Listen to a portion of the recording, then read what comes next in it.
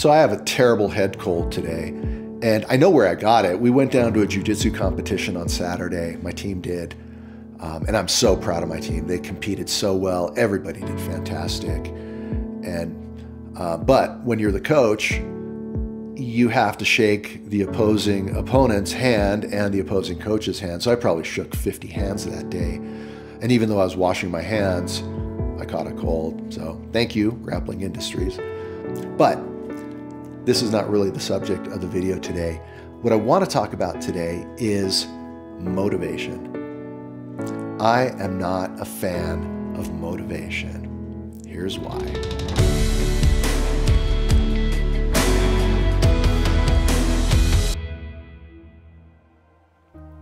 I am not a fan of motivation.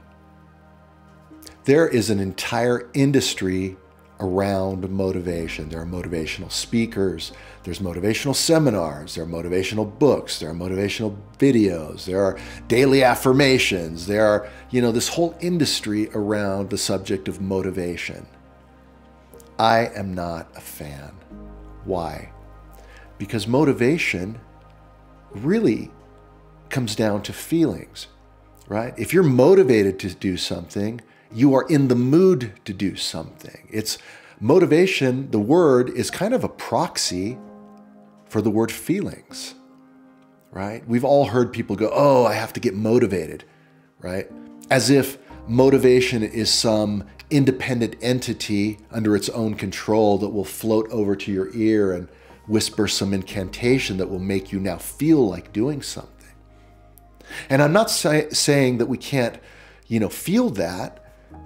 I get stirred by emotion if I see a powerful video or I see, hear some cool music and, hear someone's story and it motivates me. I'm not saying that's bad, but it's not a reliable way to work yourself toward your goals. It's fickle.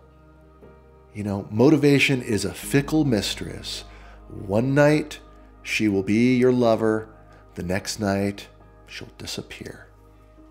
And so that's why I'm not a fan of motivation. I don't think it's an efficient and sustainable way. You have to keep going back to that well. If you get motivated to go work out, what happens in 3 weeks when you're not motivated anymore?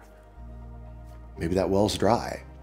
So I am much more a fan of developing dedication.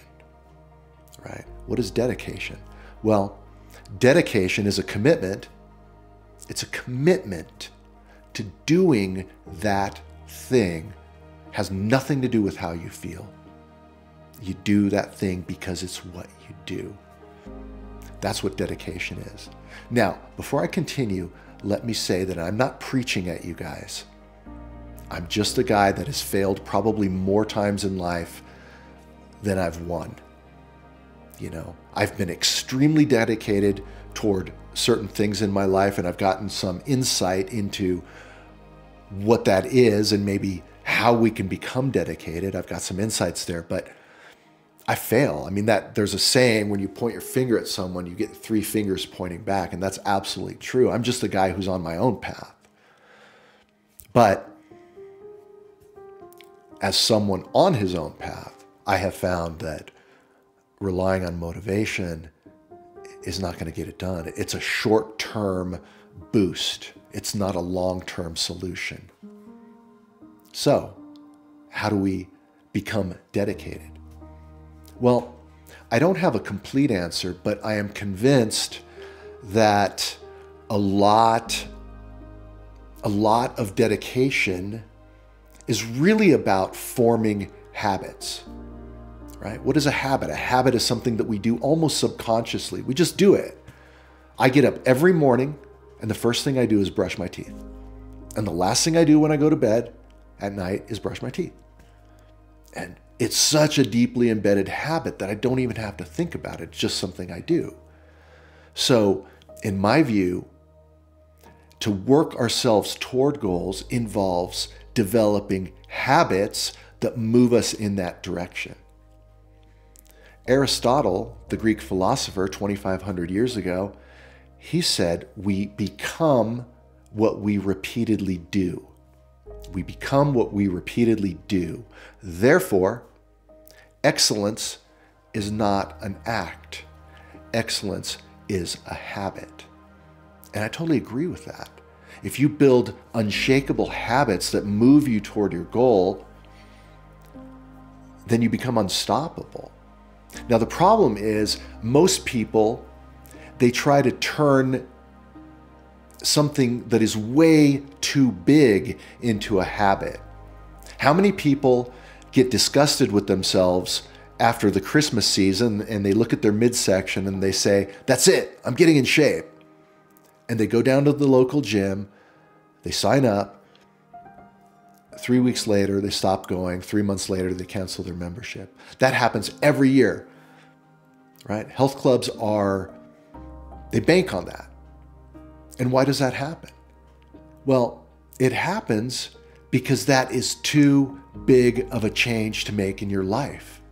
It's too big. You've spent years eating terribly, being inactive, developing these bad habits, and you can't undo that in one fell swoop. So a better strategy is to find the smallest executable habit that moves you in the general direction of your goal, the smallest executable habit. So let's say instead of going to the gym, you change one thing about your life. You say, okay, I'm going to go to the fridge, and you throw away every beverage that has sugar. You decide you're going to drink water, you're going to drink unsweetened tea, you're going to drink unsweetened coffee. That's it. And that is something that you begin doing. A few months in, it becomes a habit. How do you know it's become a habit? When you can push your cart down the grocery store beverage aisle and resist the urge to grab a Mountain Dew. And now you're ready to add to that habit. And by the way, I made that choice. I remember the day I made the choice to stop drinking stuff with sugar in it. I was like 30, and I pulled into a fast food restaurant, and I got a, Dr. Pepper or something, I don't know. And I was driving down the freeway. This is in LA. I was heading to work. And I remember thinking, why am I drinking this? There's literally nothing positive about this. It's pure sugar. Why do I drink this? And I made a choice, and I stopped drinking sugared beverages. And fast forward 20 some years later, and I don't ever, I literally never drink anything that has sugar in it, And it's become such a deeply embedded habit that if I'm in an environment where there's literally nothing but soda to drink, I'd rather drink nothing. I mean, I don't even like it anymore. It's just, it's disgusting to me. So you can turn the things you do into habits as long as they're small enough and manageable enough to create that habit. And then eventually, as you assemble more and more habits, right, your small habits push you toward your bigger goals. So I think that's probably the biggest key. Another example, instead of going to the gym, I mean, this is how it goes down. Someone says, okay, that's it, I'm getting in shape. They go to the gym, they get their card, their membership card. I got to go buy some workout gear. Oh, I got to go buy a water bottle. Oh, I got to go get a gym bag. They get all this stuff. So then going to the gym involves packing your bag and getting in the car and going and doing this whole routine. And again, it only lasts for 3 weeks. Your motivation dies in 3 weeks, and then you're back to your old life. Here's a better approach. Every time you get up from your desk at work, or if you work from home, every time you get up from your desk, you have to do 10 squats. Every time you come back to your desk, you have to do 10 push-ups. That's simple. I mean, 10 squats, 10 push-ups, right? Let's say you get up from your desk 15 or 20 times a day. That's 150 squats, 150 push-ups, 200 push-ups. And you will adapt quickly. You do that for a month, you're going to be ready to do 15, right? Eventually you're doing 20. And you say, well, at work, really, wearing my dress clothes, wearing my business attire? Why not? Why not? You can't squat wearing pants. I mean, these are micro workouts. It's not like you're going to break a sweat by doing 20 squats as you walk out the door to deliver that report to your boss, you know? And you do 20 squats, 20 push-ups, you're doing 400 squats a day. Try that for a year. How much more benefit will you get going to the gym, you know, once in a while, or actually doing 400 squats a day? I mean, you're not Herschel Walker yet, the great running back. They asked Herschel, I mean, he was an Adonis. He had just an amazing physique, even into his 60s. And they asked him, what do you do? How do you work out? And he said, I do 2,000 squats, 2,000 sit-ups, and 2,000 push-ups every day, right? That's impressive, right? Seems like a lot. But if you're doing 400 a day, just by getting up from your desk and doing them, I mean, you're like working your way to Herschel Walker territory. And then you're ready to add more. Once you've done it for a while, maybe you put a pull-up bar in the doorway. And as you're walking back to your desk, okay, now you've got to do 3 things. You know, I actually did that routine. It's called greasing the groove, something that Pavel Tsatsouline kind of popularized. We had moved to Hawaii, and so I had my kettlebells on the deck and my pull-up bar on the deck, and all my workout gear was just sitting outside. I was working from home. I was working as a software developer, and my office was connected to the garage. So every time I got up from my desk, I would do kettlebell swings, I would do squats or thrusters where you're, you know, pressing and squatting, and I would do some pull-ups, you know. And initially you're doing 3 pull-ups, right? You can't do very many. And by the end of the year, I was doing like 15 pull-ups. That was the strongest I had ever been, and it was easy, right? It had become a habit. In fact, my body was craving that. I remember it was just like your body starts telling you, hey, let's squat, let's do this, you know? And then you get guilty if you don't do it. I would walk back to my desk sometimes and put my coffee down and sit down, and oh, there's an email. I'd go into, no. Gotta do my workout. That's how you build momentum.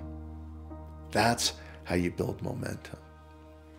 So I would encourage you, if you are lacking motivation, to stop relying on that.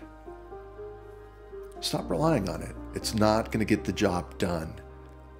Figure out how to turn your goals into small habits, the smallest executable step, the smallest executable habit you can form that moves you in the general direction you want to go. And if you start doing that, what happens is you'll just start becoming more disciplined, right? With these habits, you're building momentum. You're building momentum toward being able to handle more and more and bigger things without quitting. So that's what I would encourage you to do. That's what I try to do in my life. The only motivation that I like, I will say, so the motivation we've talked about here is really internal motivation. It's where it's self-directed. I do like external motivation. If you can find an activity that comes with a built-in external motivator, then that can be pretty good. Something like jiu-jitsu, for example. That's why I like it so much, because when someone is trying to choke you out every class, I mean, you're constantly thinking, oh man, I got to get the best of him. You know, and you build a community of people that are doing that. And so that's what makes that really powerful. And so external motivators can be very good, but you can't find that for every activity in your life. You know, if you're a student, I mean, where's that external motivator? You know, you have to find a way to become disciplined and turn the things you do into daily habits that require no thought whatsoever and that make you feel bad if you miss doing them. If I don't brush my teeth in the morning, by about 11 a.m., I feel so gross. I feel so gross. That just doesn't feel right. Once something is a habit, you know, your body will tell you that it needs more of that. So give that a try and let me know how it goes.